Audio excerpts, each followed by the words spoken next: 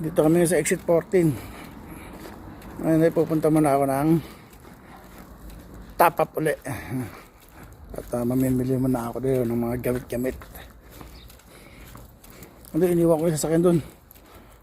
Kasi mahirap magdala sa sasakyan ito, mahirap ang parking.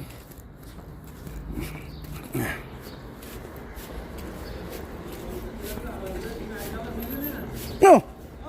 Kaya pala? Tapap? Tapap ana ro tapap. Sa street. Hindi tapap wala hen. Buko. Ah. बुको अरे मुश्किल है तो पार्किंग ही ना सा तबाब रो मत पार्किंग मुश्किल मुश्किल है पार्किंग मुमकिन आस्था देगा पार्किंग में फिर आस्था देगा आधा तो दबर दबर दबर सा ये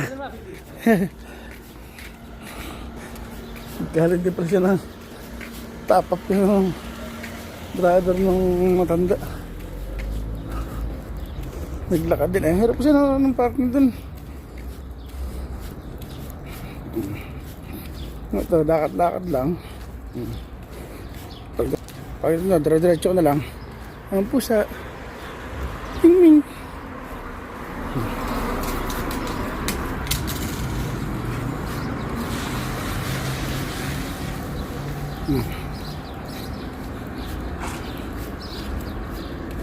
Diba? Yan lang.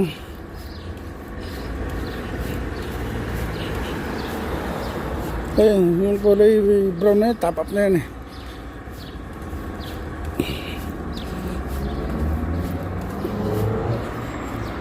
Tulin mo.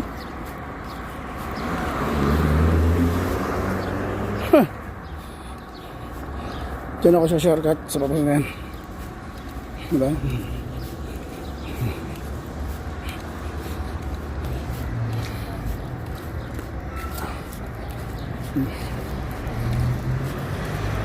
Exercise pa.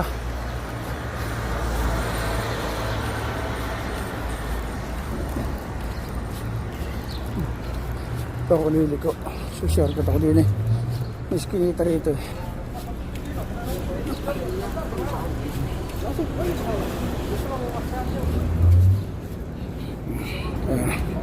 Eskinita. Pagkaliwa ko sa dulo, yun na yun. Diba? Okay.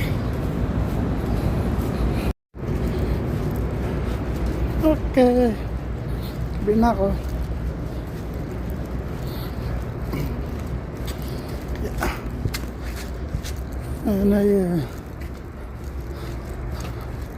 Pabalik na ako sa sasakyan.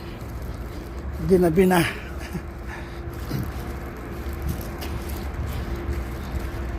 Kung namila ako ng konting mga pamihit, ayan. Diba? Pamihit, saka mga kung anong mga anik-anik.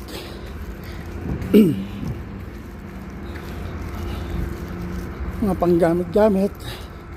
Diba? Ayan, pabalik na ako sa sasakyan.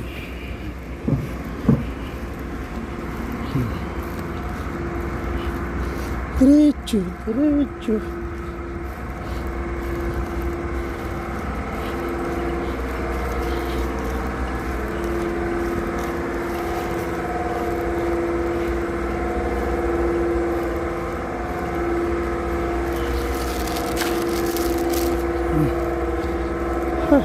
Pumunta ako dun eh, maliwanag pa eh. Ngayon eh, madilim na. May gripo din eh. Gripo.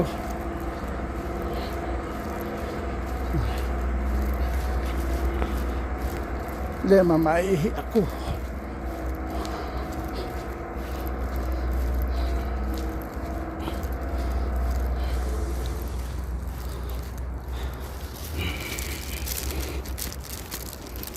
Ito na ako sakyan. Pakarating ko lang. At ito yung mga pinamili ko. Ayan. Diba? Screwdriver bit. Yan, diba? Tapos ito yung mga pantanggal sa mga ano ko yung pantanggal sa mga lost na tunog ito eh. Yung mga napuputol. Diba? Tapos, nun, electrical tester, di ba? Tapos mga pamihit. Tatlong pamihit.